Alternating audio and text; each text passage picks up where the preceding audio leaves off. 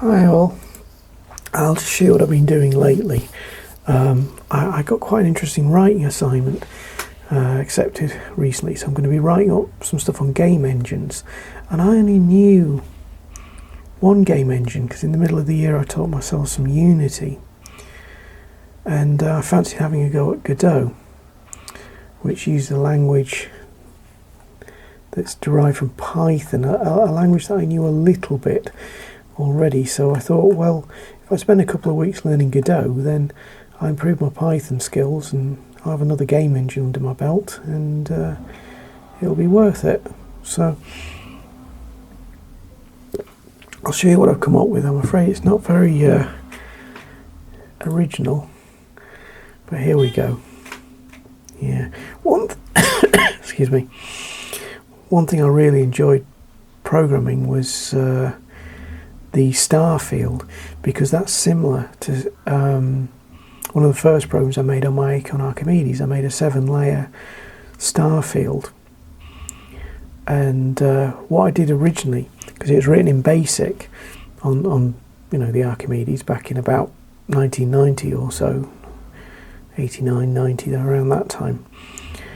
Then what I did was I had this program running in BASIC, and I've noticed a problem with it. The whole thing is shifted off to the side. There's no stars along there. But anyway, so I wrote this program in BASIC, and then what I did is line by line I converted it to assembly language. So at first it made it a bit slower, because it would just be adding two numbers together or something like that in assembly language. But gradually it became faster and faster as more of it was converted into assembly language, and therefore into machine code.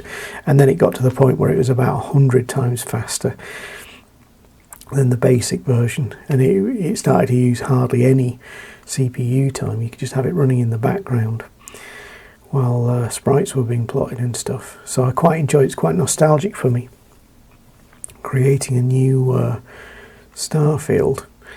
There is a bit of gameplay to this. Let's just have a quick go. You'll have to excuse the sound effects, they're probably a bit loud. Here we go.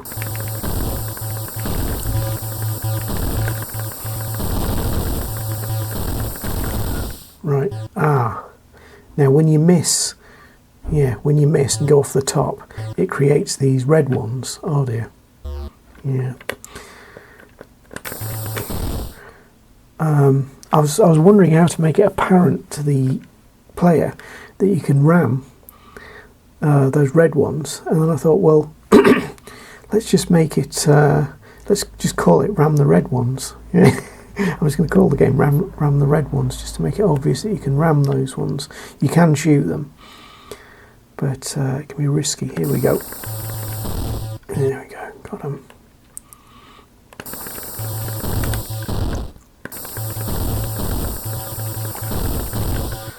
So it might seem a bit easy, but it's a bit like game development. The difficult bit is the last 5 or 10%. And it's definitely true with game dev and with this game. So here we go.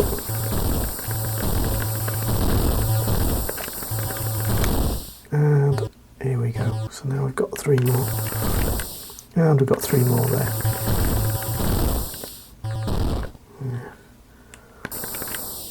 There we go, and create another one. Here we go. Oh! Right. Now these are the difficult ones. Final ones. And those. And oh dear.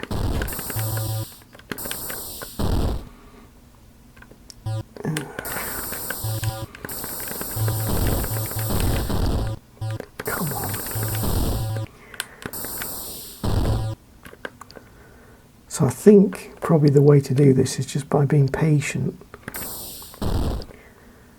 Right.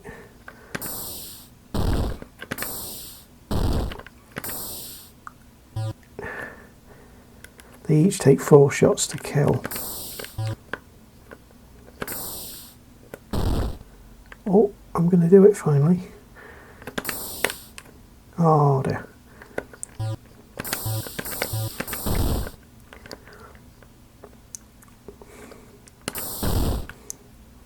And here we go.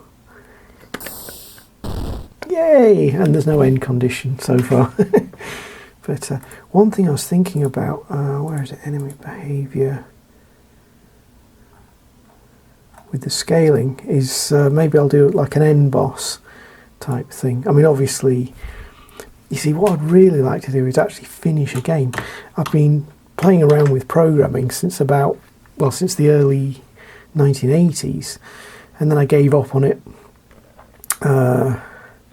in the mid 90s and just did a bit more at the beginning of this year to learn again, just to teach myself again. But I would love to finish a game, and release it in some way. So it's just changing the scale of, you make them as big as you like.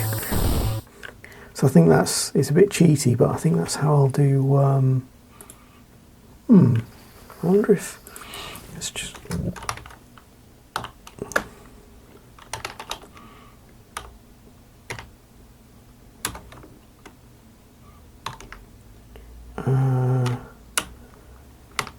I don't know if that would be particularly interesting. Let's see.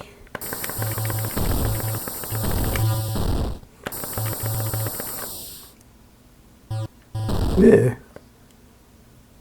Hang on, that doesn't seem right. Why are they so...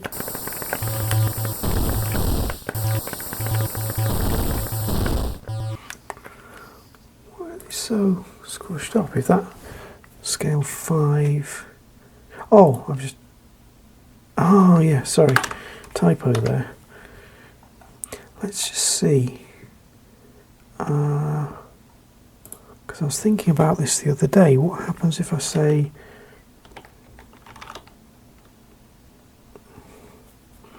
scale x equals... Whoops. Current...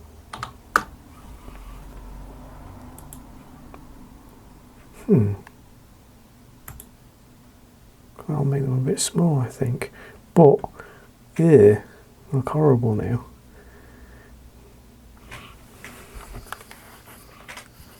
Let's just...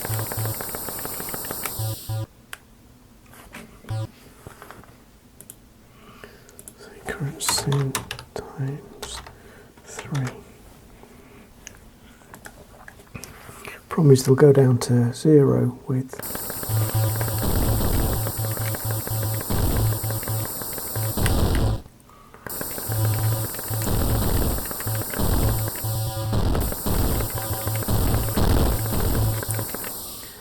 If you're ever programming an 8-bit game, use the sin function, because it looks like you've done complicated things.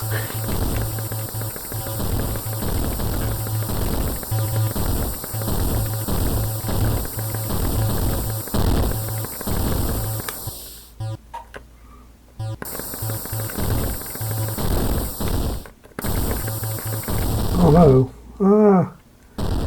Oh, they're taking over now.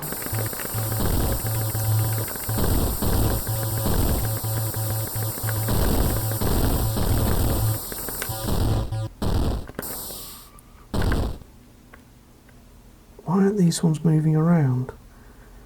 Or are they moving around, but because of their scale it doesn't look like it? Ah, it's because they're never becoming ready. Yeah. Because I've accidentally limited their size.